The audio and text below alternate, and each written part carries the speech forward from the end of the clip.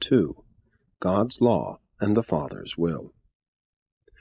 The night before they left Pella, Jesus gave the apostles some further instruction with regard to the new kingdom. Said the Master, "You have been taught to look for the coming of the kingdom of God.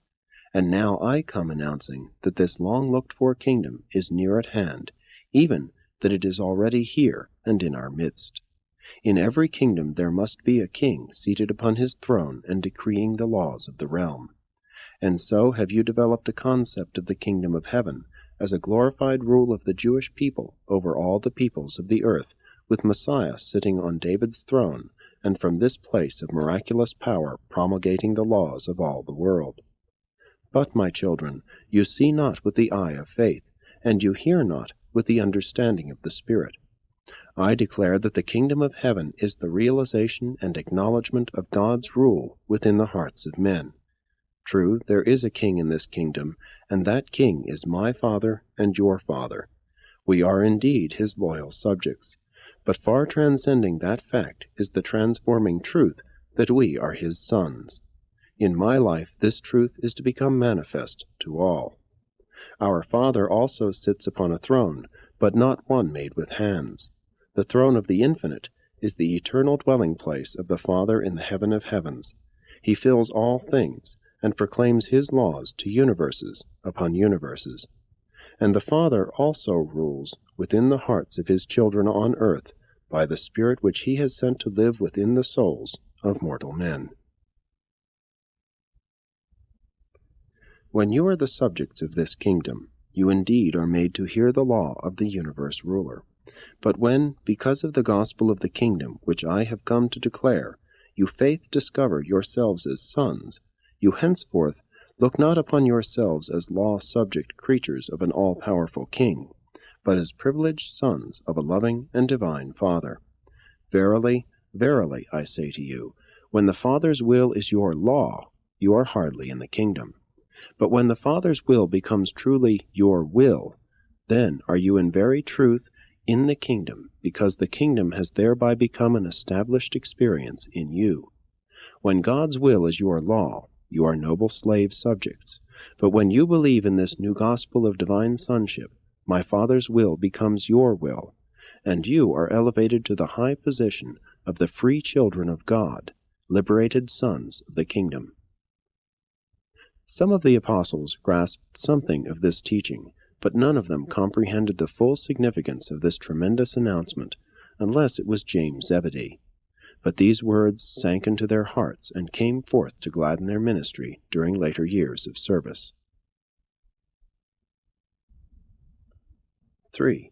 The sojourn at Amathus. The Master and his apostles remained near Amathus for almost 3 weeks. The apostles continued to preach twice daily to the multitude, and Jesus preached each Sabbath afternoon.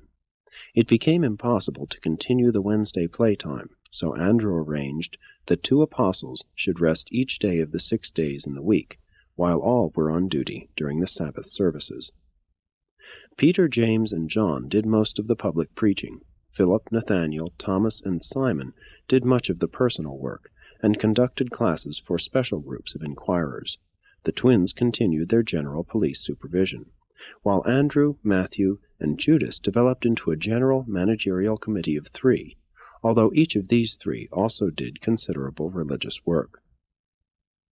Andrew was much occupied with the task of adjusting the constantly recurring misunderstandings and disagreements between the disciples of John and the newer disciples of Jesus.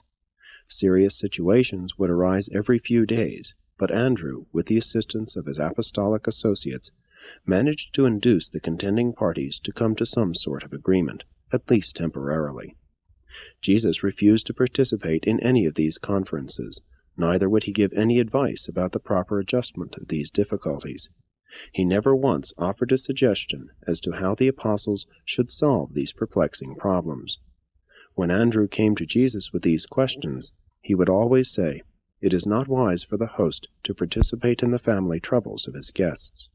A wise parent never takes sides in the petty quarrels of his own children." The Master displayed great wisdom and manifested perfect fairness in all of his dealings with his apostles and with all of his disciples. Jesus was truly a master of men. He exercised great influence over his fellow men because of the combined charm and force of his personality. There was a subtle, commanding influence in his rugged, nomadic, and homeless life. There was intellectual attractiveness and spiritual drawing power in his authoritative manner of teaching, in his lucid logic, his strength of reasoning, his sagacious insight, his alertness of mind, his matchless poise, and his sublime tolerance. He was simple, manly, honest, and fearless. With all of this physical and intellectual influence manifest in the Master's presence, there were also all those spiritual charms of being which have become associated with his personality: patience, tenderness, meekness, gentleness, and humility. Jesus of Nazareth was indeed a strong and forceful personality. He was an intellectual power and a spiritual stronghold. His personality not only appealed to the spiritually minded women among his followers, but also to the educated and intellectual Nicodemus, and to the hardy Roman soldier, the captain stationed on guard at the cross, who, when he had finished watching the Master die, said, "Truly this was a Son of God." And red-blooded, rugged Galilean fishermen called him Master. The pictures of Jesus have been most unfortunate. These paintings of the Christ have exerted a deleterious influence on youth. The temple merchants would hardly have fled before Jesus if he had been such a man as your artists usually have depicted. His was a dignified manhood. He was good, but natural. Jesus did not pose as a mild, sweet, gentle, and kindly mystic. His teaching was thrillingly dynamic. He not only meant well, but he went about actually doing good. The Master never said, "Come to me, all you who are indolent, and all who are dreamers." But he did many times say, "Come to me, all you who labor, and I will give you rest, spiritual strength." The Master's yoke is, indeed, easy, but even so he never imposes it. Every individual must take this yoke of his own free will. Jesus portrayed conquest by sacrifice, the sacrifice of pride and selfishness. By showing mercy, he meant to portray spiritual deliverance from all grudges, grievances, anger, and the lust for selfish power and revenge. And when he said, "Resist not evil," he later explained that he did not mean to condone sin or to counsel fraternity with iniquity. He intended the more to teach forgiveness, to resist not evil treatment of one's personality, evil injury to one's feelings of personal dignity. 4. Teaching about the Father. While sojourning at Emmaus, Jesus spent much time with the apostles, instructing them in the new concept of God. Again and again did he impress upon them that God is a Father, not a great and supreme bookkeeper who is chiefly engaged in making damaging entries against his erring children on earth, recordings of sin and evil to be used against them when he subsequently sits in judgment upon them as the just judge of all creation. The Jews had long conceived of God as a king over all, even as a father of the nation, but never before had large numbers of mortal men held the idea of God as a loving father of the individual. In answer to Thomas's question, "Who is this God of the kingdom?" Jesus replied, "God is your Father, and religion, my gospel, is nothing more nor less than the believing recognition of the truth that you are his Son. And I am here among you in the flesh to make clear both of these ideas in my life and teachings." Jesus also sought to free the minds of his apostles from the idea of offering animal sacrifices as a religious duty. But these men, trained in the religion of the daily sacrifice, were slow to comprehend what he meant. Nevertheless, the Master did not grow weary in his teaching. When he failed to reach the minds of all the apostles by means of one illustration, he would restate his message and employ another type of parable for purposes of illumination. At this time, Jesus began to teach the 12 more fully concerning their mission to comfort the afflicted and minister to the sick. The Master taught them much about the whole man, the union of body, mind, and spirit to form the individual man or woman. Jesus told his associates about the 3 forms of affliction they would meet, and went on to explain how they should minister to all who suffer the sorrows of human sickness. He taught them to recognize 1. Diseases of the flesh, those afflictions commonly regarded as physical sickness. 2. Troubled minds, those non-physical afflictions which were subsequently looked upon as emotional and mental difficulties and disturbances. 3. The possession of evil spirits. Jesus explained to his apostles on several occasions the nature and something concerning the origin of these evil spirits, in that day often also called unclean spirits. The Master well knew the difference between the possession of evil spirits and insanity, but the apostles did not. Neither was it possible, in view of their limited knowledge of the early history of Urantia, for Jesus to undertake to make this matter fully understandable. But he many times said to them, alluding to these evil spirits, "They shall no more molest men, when I shall have ascended to my Father in heaven, and after I shall have poured out my Spirit upon all flesh, in those times when the kingdom will come in great power and spiritual glory." From week to week, and from month to month, throughout this entire year, the apostles paid more and more attention to the healing ministry of the sick. 5. Spiritual unity. One of the most eventful of all the evening conferences at Amathus was the session having to do with the discussion of spiritual unity. James Zebedee had asked, "Master, how shall we learn to see alike, and thereby enjoy more harmony among ourselves?" When Jesus heard this question, he was stirred within his spirit so much so that he replied, "James, James, when did I teach you that you should all see alike? I have come into the world to proclaim spiritual liberty, to the end that mortals may be empowered to live individual lives of originality and freedom before God. I do not desire that social harmony and fraternal peace shall be purchased by the sacrifice of free personality and spiritual originality. What I require of you, my apostles, is spirit unity, and that you can experience in the joy of your united dedication to the wholehearted doing of the will of my Father in heaven. You do not have to see alike, or feel alike, or even think alike, in order spiritually to be alike. Spiritual unity is derived from the consciousness that each of you is indwelt and increasingly dominated by the spirit gift of the Heavenly Father. Your apostolic harmony must grow out of the fact that the spirit hope of each of you is identical in origin, nature, and destiny. In this way you may experience a perfected unity of spirit purpose and spirit understanding growing out of the mutual consciousness of the identity of each of your indwelling paradise spirits. And you may enjoy all of this profound spiritual unity in the very face of the utmost diversity of your individual attitudes of intellectual thinking, temperamental feeling, and social conduct.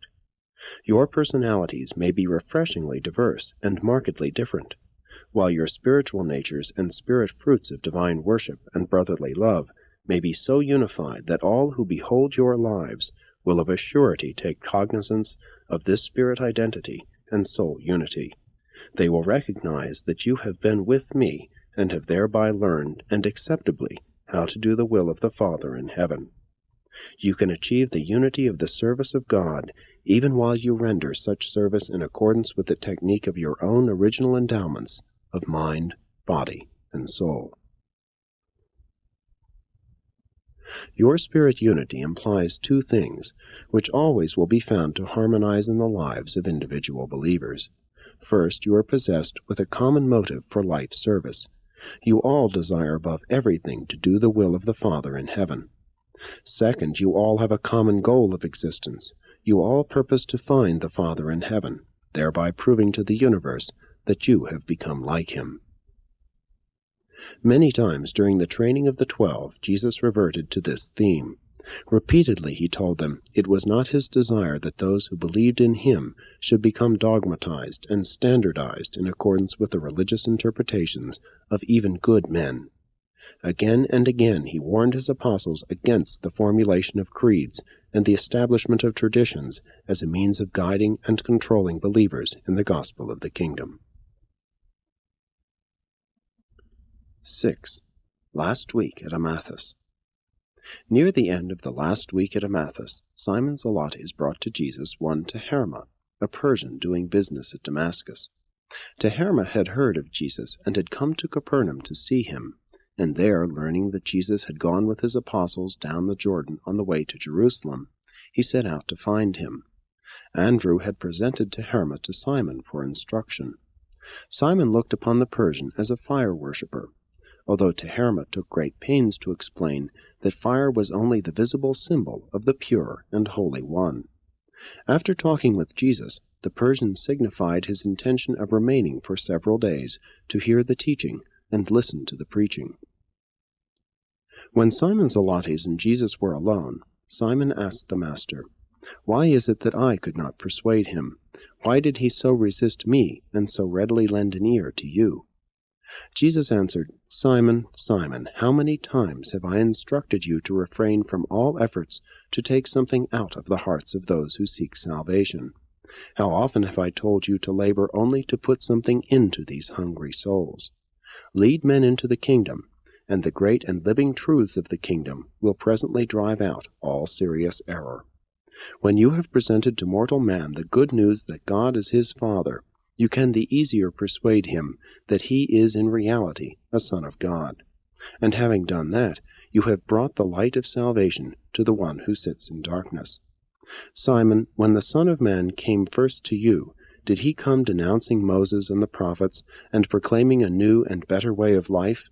No, I came not to take away that which you had from your forefathers, but to show you the perfected vision of that which your fathers saw only in part.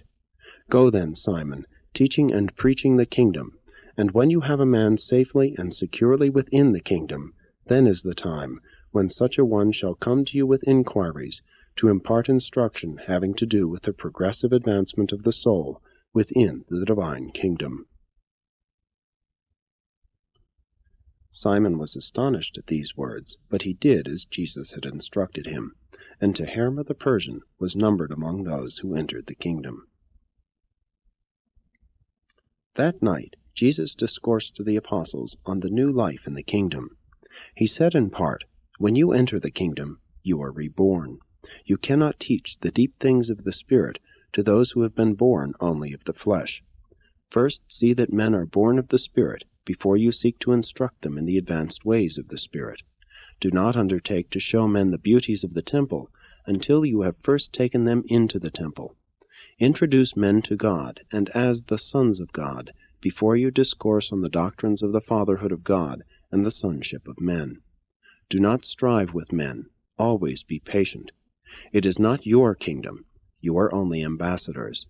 Simply go forth proclaiming, 'This is the kingdom of heaven.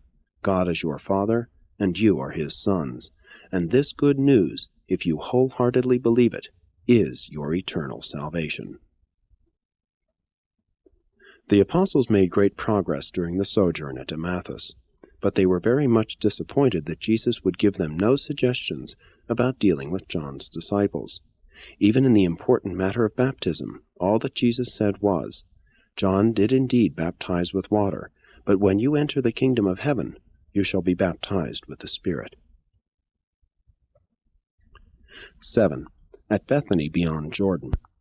On February 26, Jesus, his apostles, and a large group of followers journeyed down the Jordan to the ford near Bethany in Perea, the place where John first made proclamation of the coming kingdom.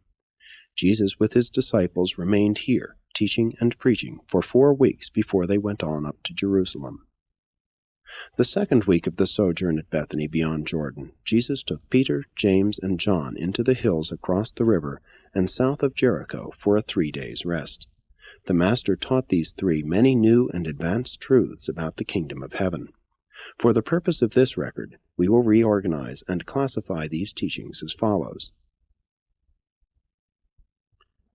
Jesus endeavored to make clear that he desired his disciples, having tasted of the good spirit realities of the kingdom, so to live in the world that men, by seeing their lives, would become kingdom conscious, and hence be led to inquire of believers concerning the ways of the kingdom.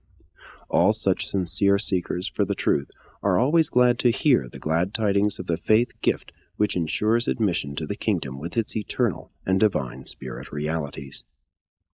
The Master sought to impress upon all teachers of the gospel of the kingdom that their only business was to reveal God to the individual man as his Father, to lead this individual man to become Son-conscious, then to present this same man to God as his faith Son.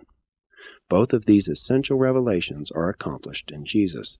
He became indeed the way, the truth, and the life. The religion of Jesus was wholly based on the living of his bestowal life on earth. When Jesus departed from this world, he left behind no books, laws, or other forms of human organization affecting the religious life of the individual. Jesus made it plain that he had come to establish personal and eternal relations with men which should forever take precedence over all other human relationships, and he emphasized that this intimate spiritual fellowship was to be extended to all men of all ages and of all social conditions among all peoples. The only reward which he held out for his children was, in this world, spiritual joy and divine communion; in the next world, eternal life in the progress of the divine spirit realities of the Paradise Father. Jesus laid great emphasis upon what he called the two truths of first import in the teachings of the kingdom, and they are the attainment of salvation by faith, and faith alone, associated with the revolutionary teaching of the attainment of human liberty through the sincere recognition of truth. You shall know the truth, and the truth shall make you free. Jesus was the truth made manifest in the flesh, and he promised to send his Spirit of truth into the hearts of all his children after his return to the Father in heaven. The Master was teaching these apostles the essentials of truth for an entire age on earth. They often listened to his teachings when in reality what he said was intended for the inspiration and edification of other worlds.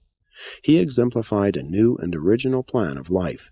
From the human standpoint, he was indeed a Jew, but he lived his life for all the world as a mortal of the realm. To ensure the recognition of his Father in the unfolding of the plan of the kingdom, Jesus explained that he had purposely ignored the great men of earth. He began his work with the poor, the very class which had been so neglected by most of the evolutionary religions of preceding times. He despised no man. His plan was worldwide, even universal.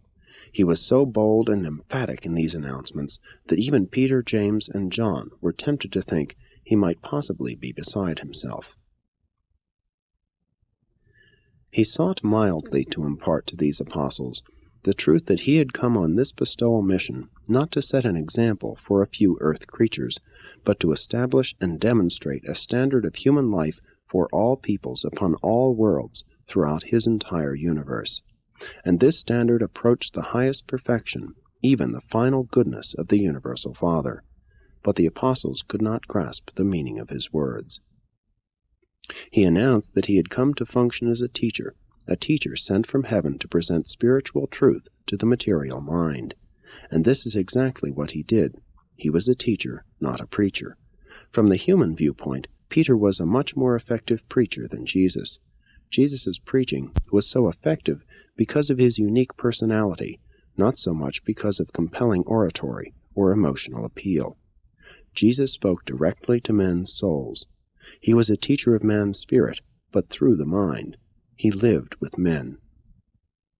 It was on this occasion that Jesus intimated to Peter, James, and John that his work on earth was in some respects to be limited by the commission of his associate on high, referring to the pre-bestowal instructions of his paradise brother Emmanuel. He told them that he had come to do his Father's will, and only his Father's will. Being thus motivated by a wholehearted singleness of purpose, he was not anxiously bothered by the evil in the world. The apostles were beginning to recognize the unaffected friendliness of Jesus. Though the Master was easy of approach, he always lived independent of and above all human beings. Not for one moment was he ever dominated by any purely mortal influence or subject to frail human judgment. He paid no attention to public opinion, and he was uninfluenced by praise. He seldom paused to correct misunderstandings or to resent misrepresentation. He never asked any man for advice. He never made requests for prayers. James was astonished at how Jesus seemed to see the end from the beginning. The Master rarely appeared to be surprised. He was never excited, vexed, or disconcerted. He never apologized to any man. He was at times saddened, but never discouraged. More clearly, John recognized that, notwithstanding all of his divine endowments, after all, he was human. Jesus lived as a man among men, and understood, loved, and knew how to manage men. In his personal life, he was so human, and yet so faultless. And he was always unselfish. Although Peter, James, and John could not understand very much of what Jesus said on this occasion, his gracious words lingered in their hearts, and after the crucifixion and resurrection, they came forth greatly to enrich and gladden their subsequent ministry. No wonder these apostles did not fully comprehend the Master's words, for he was projecting to them the plan of a new age.